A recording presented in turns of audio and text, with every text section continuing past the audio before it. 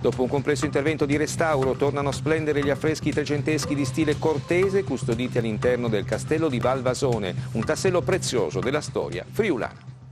Da oggi il castello di Valvasone si arricchisce di un tassello importante con l'avvenuto restauro del ciclo di affreschi trecenteschi di stile cortese. Silvano Barone.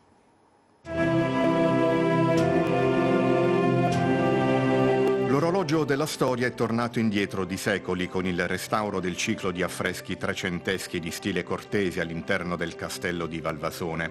Un'opera che riflette l'identità del borgo, tornata a risplendere dopo essere stata nascosta per oltre 6 secoli, riportata alla luce negli ultimi 20 anni grazie all'impegno dell'amministrazione comunale di Valvasone Arzene e della regione Friuli Venezia Giulia. L'opera raffigura 3 episodi, una scena in cui c'è un asino in cattedra vestito con rocchetto magistrale che alfabetizza un lupo. Al centro un grande albero della vita sul quale sono inseriti dei clipei in cui sono raffigurate le tappe della vita umana. Infine, nell'ultimo episodio, una regina che porge un elmo ad un cavaliere.